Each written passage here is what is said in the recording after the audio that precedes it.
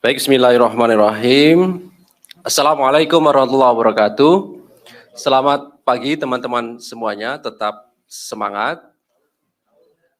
Menjelang sahur, masih panjang saya kira.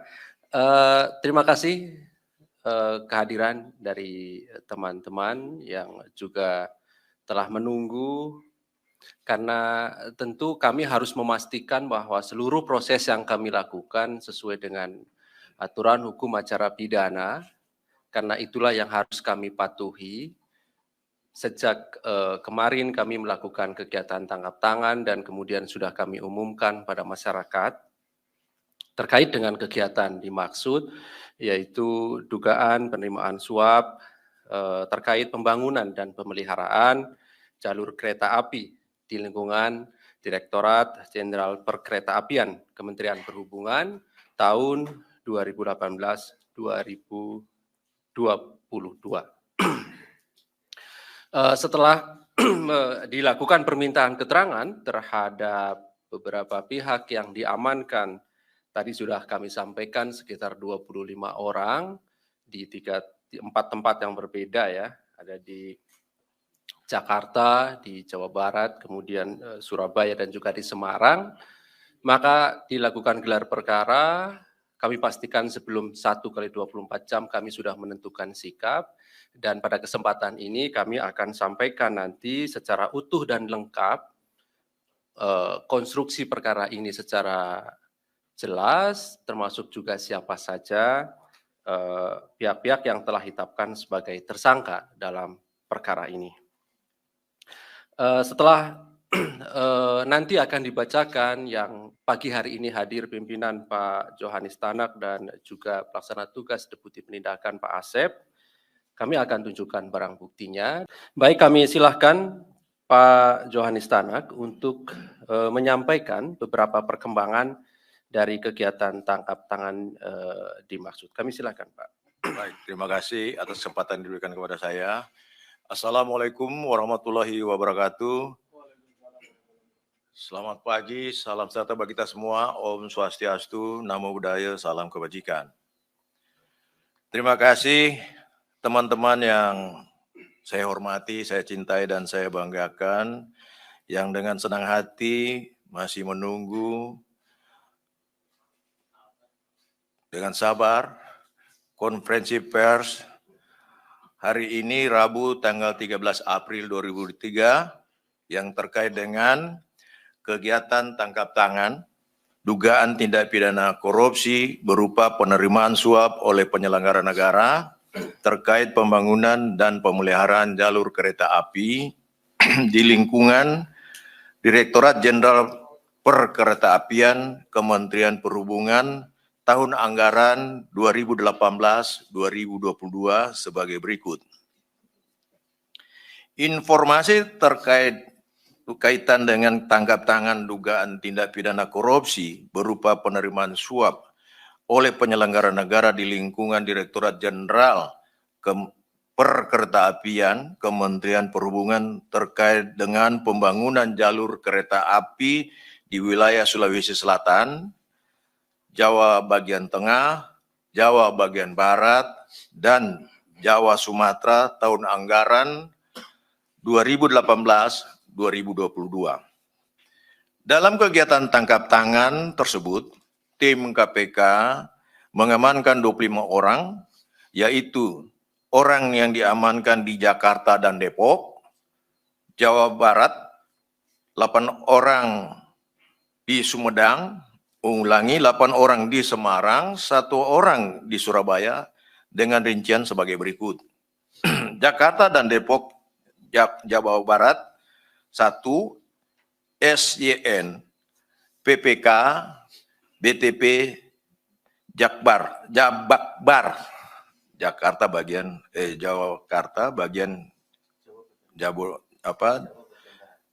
bagian Barat. FAD, PPK Perawatan Prasarana Perkeretaapian. Kemudian yang ketiga DEW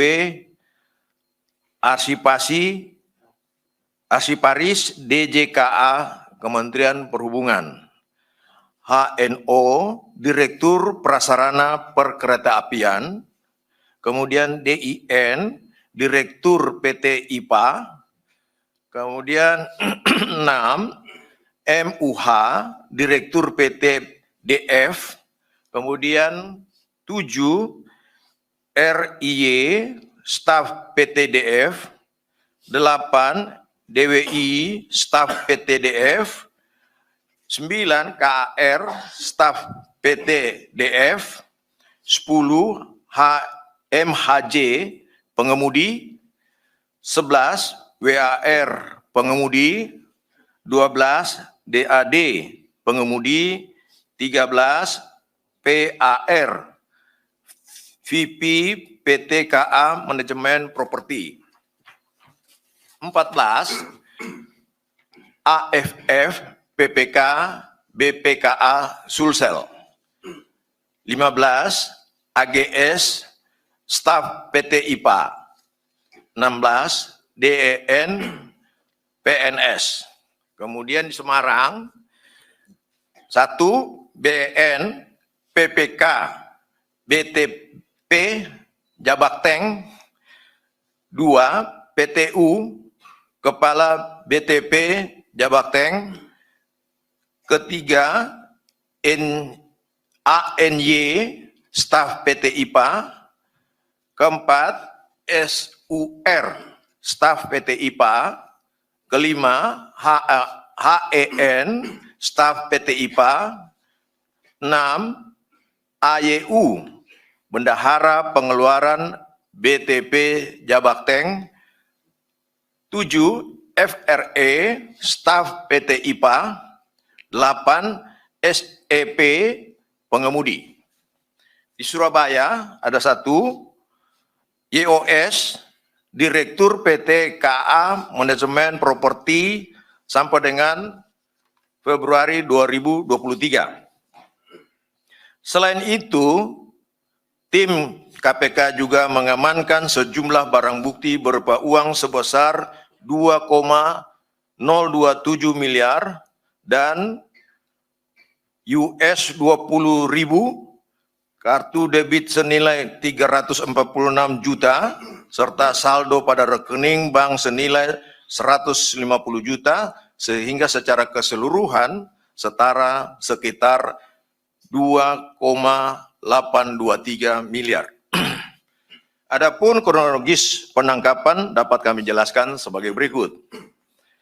KPK mendapatkan informasi awal bahwa dalam proses pembangunan rel kereta api Trans Sulawesi Selatan terdapat dugaan rekayasa lelang dan tindak pidana untuk memenangkan tindak pidana korupsi untuk memenangkan rekanan tertentu pada Direktorat Jenderal Perkeretaapian Kementerian Perhubungan. Dari hasil tindak lanjut, maka pada tanggal 10 April 2023 terdapat informasi bahwa DIN selaku Direktur PT IPA dan pemilik PT PP memerintah ANY yang merupakan staf keuangannya untuk menyiapkan uang sejumlah 350 juta tunai dan kartu debit BCA baru untuk BEN yang merupakan PPK pada BTP wilayah Jawa bagian tengah, sehingga tim kemudian memantau pergerakan para pihak di Semarang dan di Jakarta. Pada tanggal 11 April 2023, tim menemukan informasi bahwa akan terjadi pertemuan antara MUH selaku Direktur PT DF, DIN, FAD selaku PPK Kemenhub, HNO selaku Direktur Prasarana DJKA Kemenhub di kantor Kemenhub Gedung Karsa lantai 14 Jakarta. Setelah para pihak berpisah, tim memutuskan untuk mengamankan BEN, PTU selaku Kepala BTP Jabakteng, Ayu selaku Staf BTP Jabakteng, dan beberapa staf DIN di kantor PT IPA. Selanjutnya, tim KPK mengamankan DIN yang sedang berada di Mall Green serta mengamankan MUH, FAD, HNO, dan RIY di Gedung Karsa. Selain itu, tim juga mengamankan SYN di rumahnya di Depok, Jawa Barat. Selain pihak-pihak tersebut, tim KPK juga mengamankan pihak lainnya sehingga total 25 orang untuk dimintain keterangannya. Adapun konstruksi perkara diduga telah terjadi. Pertama, pelaksanaan beberapa proyek pembangunan dan pemeliharaan jalur rel kereta api oleh Direktorat Jenderal Perkeretaapian Kementerian Perhubungan pada tahun anggaran 2021 sampai dengan 2022 diantaranya. 1.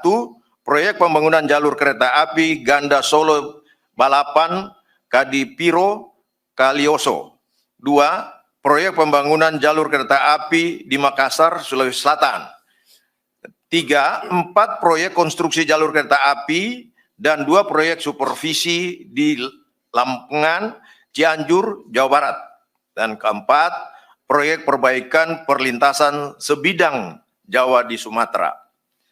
Dalam pembangunan dan pemeliharaan proyek tersebut diduga telah terjadi pengaturan pemenangan pelaksanaan proyek oleh pihak-pihak tertentu melalui rekayasa sejak mulai proses administrasi sampai penentuan pemenang tender. Sehingga atas dimenangkannya dalam pelaksanaan proyek-proyek tersebut diduga telah terjadi penerimaan uang oleh penyelenggara negara di lingkungan Direktorat Jenderal Perkeretaapian Kementerian Perhubungan dari para pihak swasta selaku pelaksana proyek dimaksud, yaitu sekitar 5 sampai dengan 10% dari nilai proyek dengan rincian antara lain sebagai berikut. Pertama, pada tanggal 10 April 2023, PUT selaku Kepala Balai Teknik Perkeretaapian Jawa bagian tengah bersama-sama dengan BEN selaku PPK Jawa bagian tengah telah menerima sejumlah uang dari DIN selaku Direktur PT IPA terkait dengan proyek pembangunan jalur kereta api Ganda Solo Balapan Kadipiro Kalioso senilai sekitar 800 juta rupiah. Pada tanggal 11 April 2023, AFF selaku BPKA Sulawesi Selatan menerima sejumlah uang dari DIN selaku Direktur PT IPA terkait proyek pembangunan jalur kereta api di Makassar, Sulawesi Selatan senilai 150 juta rupiah.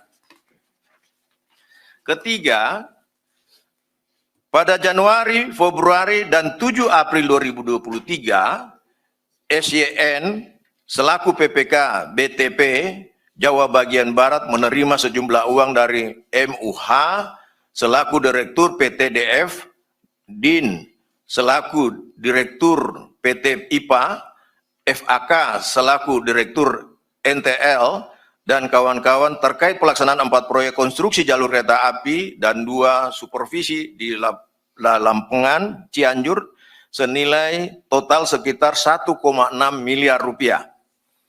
4.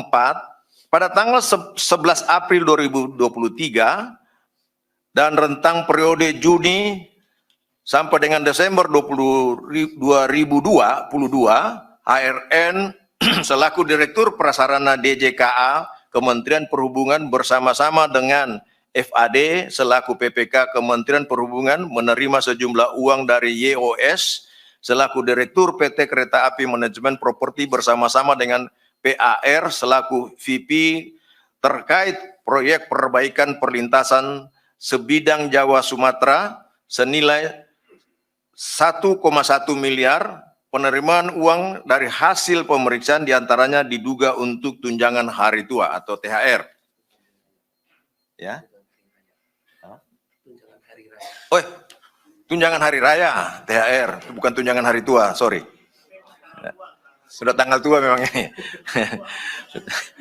Ini sudah karena sudah jam pagi ngantuk. Dari permintaan keterangan sejumlah terperiksa yang didukung dengan sejumlah bukti awal, penerima uang yang diduga sebagai suap oleh para pihak dalam kegiatan proyek pengadaan dan pemeliharaan jalan kereta api dimaksud sejauh ini diduga mencapai lebih dari 14,5 miliar rupiah. Dan berikutnya tentu terus KPK kembangkan dan didalami lebih lanjut pada proses penyidikan. Setelah melakukan permintaan keterangan kepada para terperiksa dan menemukan bukti permulaan yang cukup, dilanjutkan dengan gelar perkara, KPK menyimpulkan adanya dugaan tindak pidana korupsi, pemberian dan penerimaan hadiah atau janji terkait dengan proyek pembangunan dan pemeliharaan jalur kereta api di lingkungan Direktorat Jenderal Perkeretaapian Kementerian Perhubungan dengan menetapkan 10 orang tersangka, yaitu A. Pihak pemberi 1. DIN, Direktur PT IPA. 2. MUH, Direktur PT DF.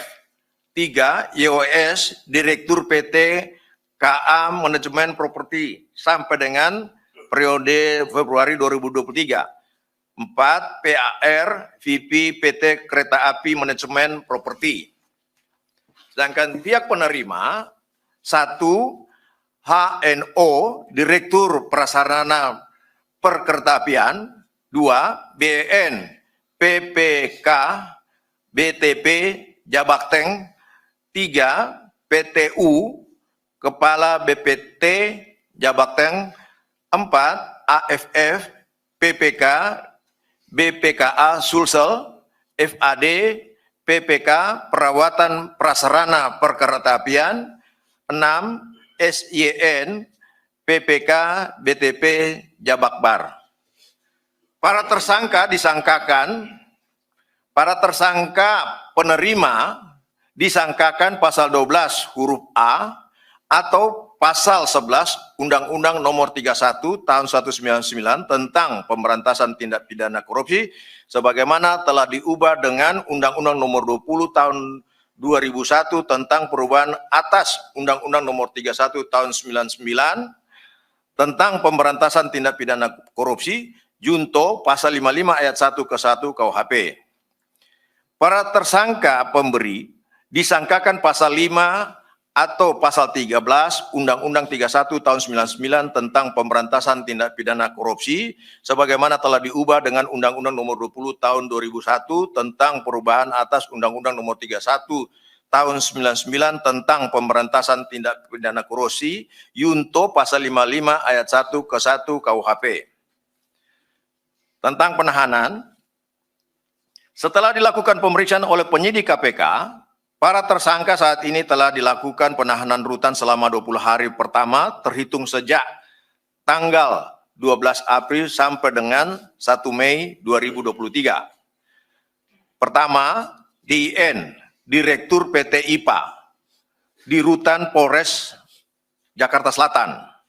Kedua, MUH, Direktur PT DF di Rutan Pomdam Jaya Guntur. Ketiga, YOS, Direktur PT KA Manajemen Properti sampai dengan Februari 2023 di Rutan Polres Jakarta Barat. 4. PAR, VP PT KA Manajemen Properti di Rutan Polres Jakarta Pusat. Kemudian HNO, Direktur Prasarana Perkeretaapian di Rutan KPK Kafling C1. 6. BEN, PPK BTP Jabakteng di Rutan Polres Jakarta Timur. PTU, Kepala Kepala BTP Jabakteng ditahan di Rutan Jakarta Pusat. AFF, PPK BPKA Sulsel ditahan di Rutan Polres Jakarta Timur. FAD, PPK Perawatan Prasarana Perkeretaapian di Rutan Polres Jakarta Barat. Dan 10, SYN, PPK BTP Jabakbar di Rutan KPK Gedung Merah Putih KPK. KPK tak pernah bosan terus mengingatkan kepada seluruh penyelenggara negara untuk melakukan tugas sesuai dengan aturan yang berlaku dan tidak merugikan rakyat, karena sesungguhnya penyelenggara negara digaji menggunakan uang rakyat dan sudah seharusnya bekerja untuk sebesar-besarnya kemakmuran rakyat. KPK prihatin adanya korupsi dalam proyek pembangunan jalur kereta api yang merupakan penopang penopang moda angkutan umum. Korupsi pada sektor ini tidak hanya merugikan keuangan negara, tapi juga berpotensi mendepresiasi kualitas jalur kereta api yang akan membahayakan keselamatan masyarakat sebagai pengguna layanan. Prinsip integritas dan anti korupsi harus menjadi komitmen bersama antara penyelenggara negara dan pelaku usaha agar tidak terjadi permufakatan jahat yang melanggar ketentuan hukum melalui praktek korupsi. Demikian yang dapat kami informasikan dalam konferensi pers pada malam ini.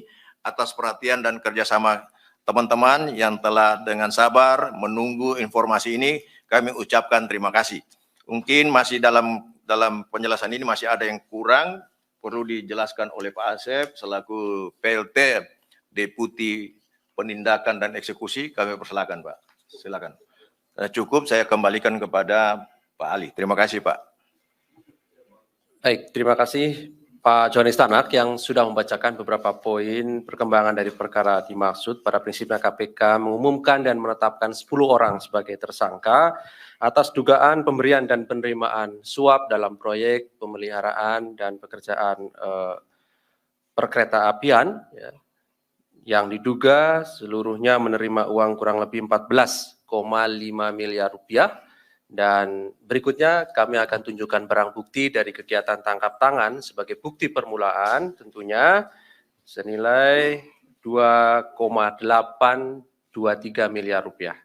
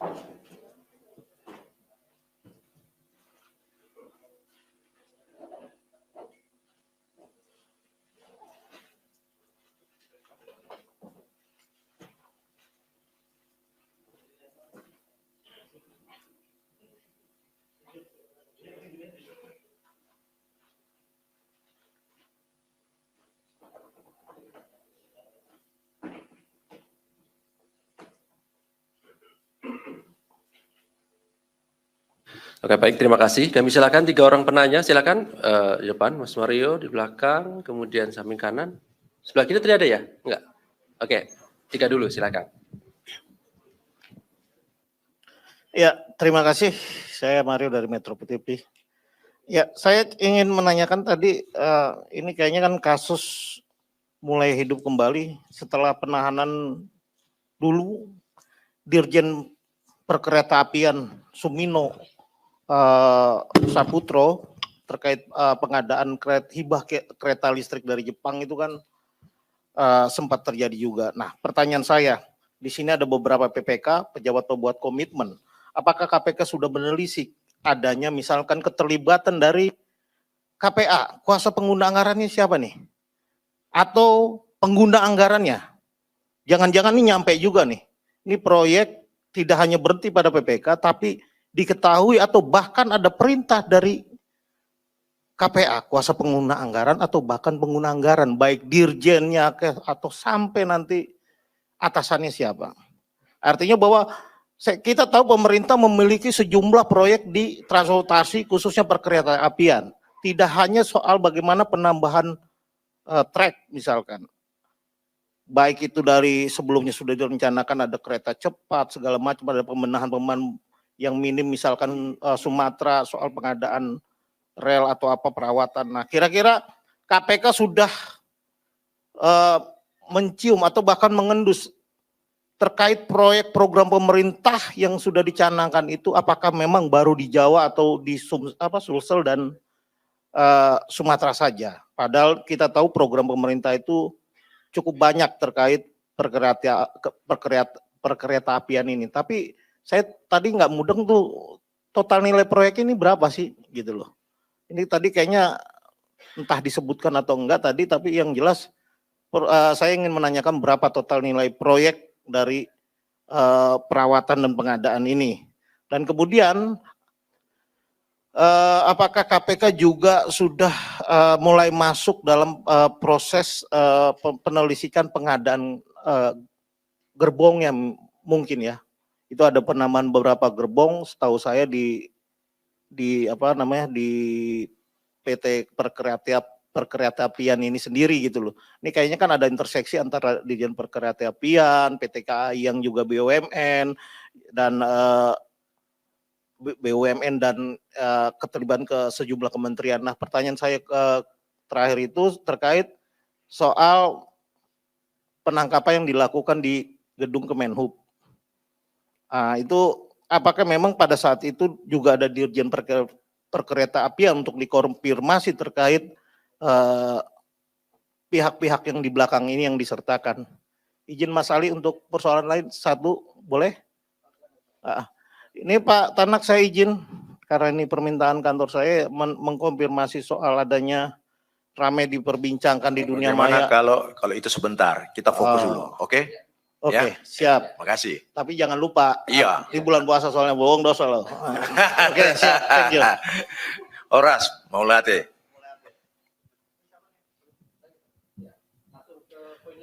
Iya, saya Dani dari Bisnis Indonesia. Saya cuma punya satu pertanyaan aja, ingin konfirmasi. Tadi salah satunya adalah proyek di Sulawesi. Ini berarti adalah pembangunan kereta pertama di Sulawesi. Ini apakah dugaan kasus suapnya ini terkait dengan proyek kereta Makassar Parepare yang baru saja diresmikan Pak Jokowi pada Maret ini? Terima kasih. Oh ya, saya Hedi dari Kumparan. Ini mempertegas aja sih tadi soal Mas Mario itu, yang nilai proyeknya sebenarnya yang termasuk ini berapa dan ini kan nggak hanya di Sulawesi kan, ada di Jawa juga, dan ini lingkupnya cukup luas. Dan tadi yang jadi tersangkanya itu salah satunya Direktur Prasarana Perkereta Apian di Direktorat Perkereta Apian. Kalau dipikir-pikir begitu, apakah memang hanya yang bersangkutan menikmati suap itu, apa ada di atasnya juga, karena bisa jadi mungkin yang di atasnya juga mengetahui tentang itu apa tidak. Ini mempertegas aja tadi Mas Mario ini, karena permintaan kantor juga yang soal Bapak Tanak itu boleh dikonfirmasi lah. Ya. Siap Pak. Siap Pak Tanak. Siapa lagi nih?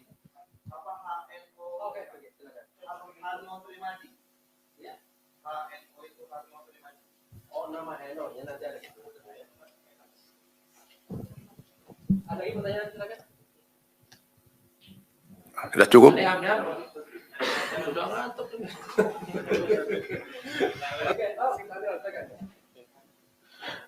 Mau nanyain aja, ini kan tadi nerima suapnya untuk THR ya, penerimaan janji ini untuk THR. Nah kemarin kan KPK baru menerbitkan SE, surat edaran, untuk para penyelenggara ini menolak THR dengan tegas. Nah apakah para tersangka ini emang kagak baca surat edaran itu? Atau emang kurang efektif gitu surat edaran itu?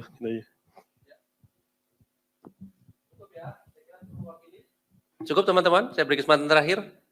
Cukup ya, baik. Kami silakan Pak CT atau Pak Asep.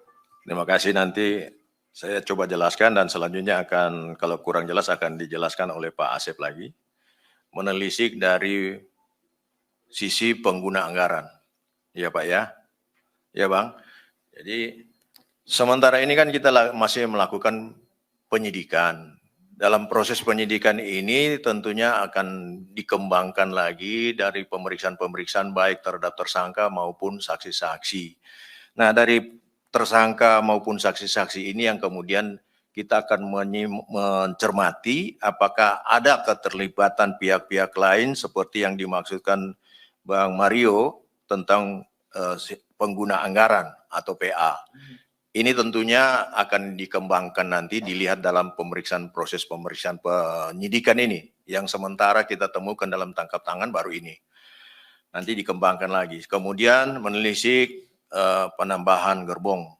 Kita belum sampai juga pada tahapan itu. Nanti kita dalam proses pemeriksaan penyidikan ini, manakala ada ditemukan keterangan saksi maupun keterangan tersangka tentang hal itu tentunya juga akan dikembangkan.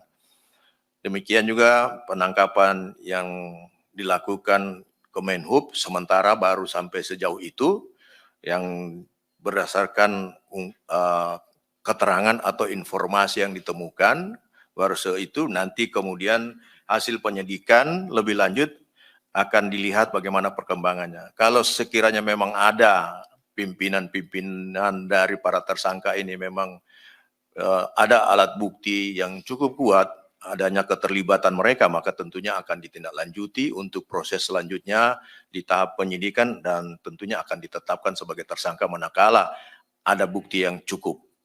Untuk selanjutnya mungkin bisa dijelaskan lagi sama Pak Asep. Kemudian sebelumnya itu proyek di Sulawesi, apakah hal ini terkait dengan rel kereta api Makassar Parepare, sudah seperti yang saya bacakan tadi, saya jelaskan bahwa itu ada keterkaitan yang kemudian dikembangkan sampai di Jawa, Jakarta, Depok, dan seterusnya. Sedangkan dari Kumparan, apakah juga ada? Nah, apakah juga ada yang seperti di atas? Saya pikir itu juga sama pertanyaannya. Kemudian masalah THR, menerbitkan SE untuk tidak menerima, nah itu memang sulit juga karena kita juga nggak pantau ya. Kita punya maksud, ya punya niat yang baik supaya tidak ada yang menerima THR selain yang resmi tentunya dari pemerintah. Tapi kalau sekiranya ada yang mendapatkan informasi tentang hal itu, ada THR yang bertentangan dengan peraturan, ya itu disampaikan saja, nanti akan dipelajari dan ditindaklanjuti. Untuk selengkapnya barangkali masih ada keterangan saya atau penjelasan saya yang masih kurang, mungkin Pak Asep bisa menjelaskan. Silakan Pak Asep. Baik, Bapak, terima kasih atas waktunya. Yang terhormat rekan-rekan, dari beberapa pertanyaan tadi yang disampaikan kepada kami hanya izin menguatkan saja bahwa ini adalah baru tahap awal, rekan-rekan, di mana tentunya penanganannya berasal dari tangkap tangan. Dan nanti pada saat penyidikan, nanti kami tentunya akan terus memperdalam dan mengembangkan perkara ini sehingga apa yang tadi rekan-rekan tanyakan, apakah nanti aliran dana ini ada yang ke atas dan yang lain-lainnya tentunya akan kami sampaikan pada perkembangan penyidikan yang akan datang. Kemudian juga mungkin yang terkait surat edaran, ini bentuknya adalah himbauan dari kami, dari KPK tentunya, sehingga mudah-mudahan ini juga bisa, seperti tadi disampaikan oleh Pak Tanak, bisa menggugah kepada para pejabat. THR sebetulnya bagus, tetapi tentunya jangan sampai diada-adakan apalagi dari sumber yang seperti ini. Gitu. Intinya seperti itu. Tapi kalau memang sudah teranggarkan, tersedia, dan itu legal, tentunya itu hal yang bagus. Itu mungkin yang bisa kami tambahkan, Pak. Terima kasih. Baik, terima kasih Pak Asep. Saya kembalikan kepada Pak Ali. Silakan Pak. Terima kasih. Baik. Ya, berarti yang ini sudah semuanya ya, teman-teman ya. Yang mana? Oh ya. Oh, yang lain. Saya Pak. Iya, Mas Mario, mohon maaf karena sudah sudah dekat-dekat ke sahur ini, jadi agak ini terlewat. Semua yang ada di tempat pada saat penangkapan tadi disampaikan bahwa ada sekitar 28 orang ya yang dibawa. Ya 25. Nah, jadi yang ada dalam penangkapan itu 25, itu semuanya dibawa ke sini. Nah, sedangkan yang kemudian dijadikan tersangka ada 10, artinya yang ada di tempat itu ya ada 15 yang lainnya gitu. Jadi nanti rekan-rekan bisa melihatnya di pointers yang kita miliki. Itu Mas Mario, terima kasih. Oke. Oke, cukup ya Mas Mario ya. Cukup ya teman-teman ya.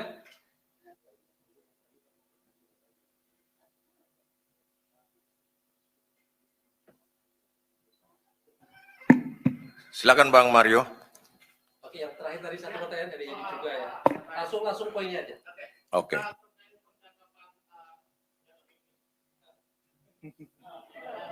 Dengaran Pak.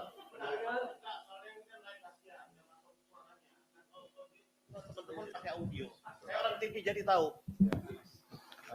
Terima kasih. Saya mau nanyakan soal terkait percakapan atau transkrip yang beredar di dunia maya, bahwa ada percakapan Anda dengan Idris Hite. Ya, kebetulan Anda berdua kan sama-sama berasal dari kejaksaan, dan dalam komunikasi itu ada kesan keluh kesah tidak diperhatikan oleh pihak Jaksa Agung dan lain. Kira-kira bisa disampaikan ini kan untuk menjawab, mengklarifikasi semua yang beredar kepada masyarakat. Itu aja intinya Pak Tanak. Makasih. Terima kasih Bang atas pertanyaan saya. Terima kasih ada pertanyaan supaya saya bisa mengklarifikasi yang sesungguhnya bagaimana. Nah, tanpa klarifikasi juga tentunya tidak baik. Nanti juga menjelekkan nama baik. Nah, seperti yang Bang Mario sampaikan bahwa saya adalah sahabat dan memang saya bersahabat dengan beliau. Saya satu kantor dengan beliau dulu, sehingga persahabatan memang itu berjalan sebagaimana mestinya. Kemudian chatting yang saya dengan beliau itu terjadi pada Oktober 2022 sebelum saya bertugas sini. Nah, itu sebelum saya bertugas sini dan kemudian menjelang saya memasuki usia pensiun. Tentunya kalau orang usia pensiun ini kan dalam kondisi yang sibuk kemudian tiba-tiba harus berhenti, tentunya kita harus mempersiapkan juga. Sama dengan seorang yang menikah, ketika akan menikah tentunya mempersiapkan juga hal-hal apa yang dia perlukan.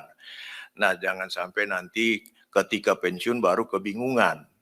Nah, dia sebagai sahabat saya ajak berdiskusi dengan chatting itu, tapi tidak ada hal-hal yang negatif. Karena saya memang sejak S2, S3 itu mendalami masalah hukum bisnis, sehingga saya lebih tertarik untuk kemudian bergerak dalam bidang hukum bisnis. Dan saya berdiskusi dengan beliau, chatting dengan beliau bahwa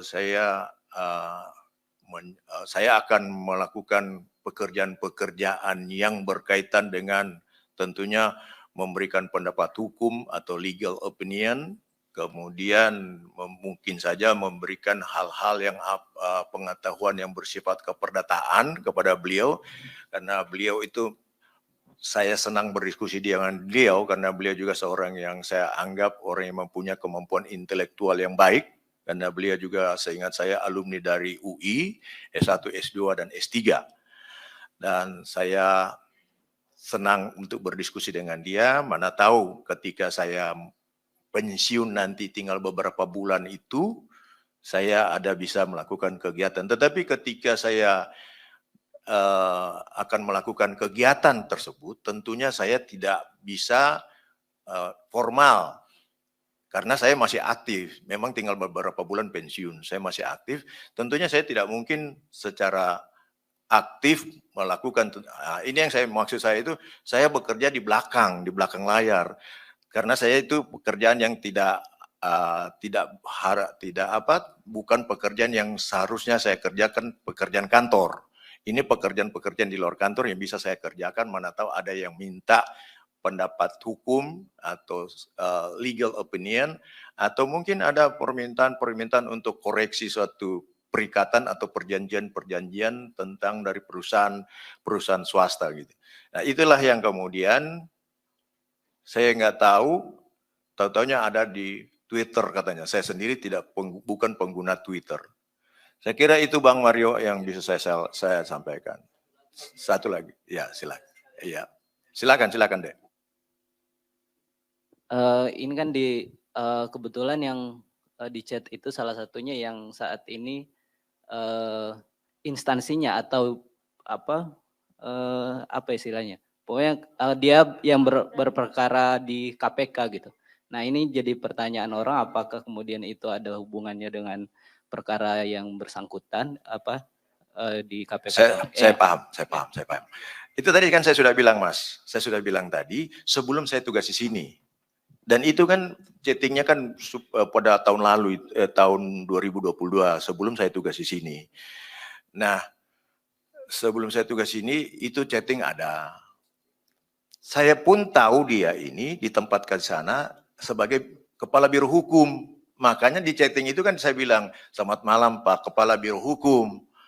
Terus terang saya berani bersumpah, ya, bahwasanya saya baru tahu ketika di sini ada seperti yang Anda sampaikan begitu, bahwa ada penanganan. Loh, ini orang ternyata PLH Dirjen Minerba. Saya baru tahu, terus terang saya baru tahu. Baru tahu saat itu, yang saya tahu itu beliau Kepala Biro Hukum. Nah, terus terang saya nggak ngerti kalau kemudian ternyata dia itu sudah jadi PLH di Direktorat Jenderal Minerba. Ya, bisa dilihat saja chatting itu kan. Saya belum di sini memang. Memang itu saya tinggal berapa bulan itu sudah mau pensiun saya. Dan sekarang sudah pensiun. Begitu Mas. Terima kasih. Terima kasih teman-teman semua telah mengklarifikasi. Semoga ini dapat bermanfaat bagi saya juga. Terima kasih. Baik teman-teman semuanya, saya kira cukup. Ya.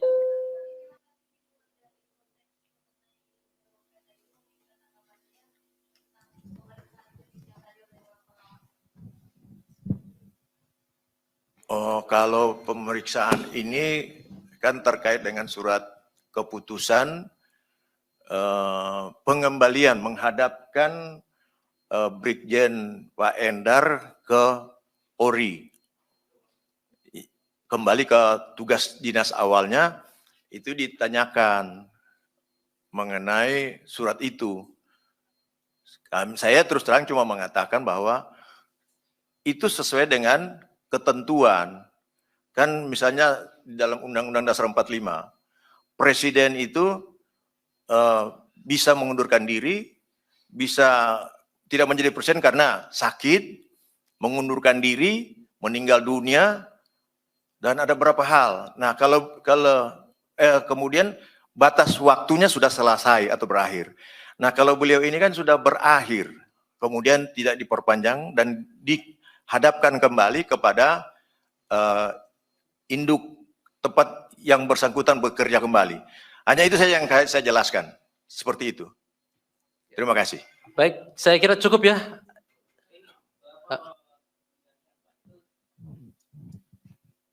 Biar terang sekalian Pak, mumpung ada Pak Tanak. Itu kan chat itu terjadi pas Bapak sudah terpilih di DPR begitu Pak? Saya belum terpilih, belum tentu saya kemudian pasti dilantik. Iya toh Mas. Sama saya pernah mengalami begini Mas.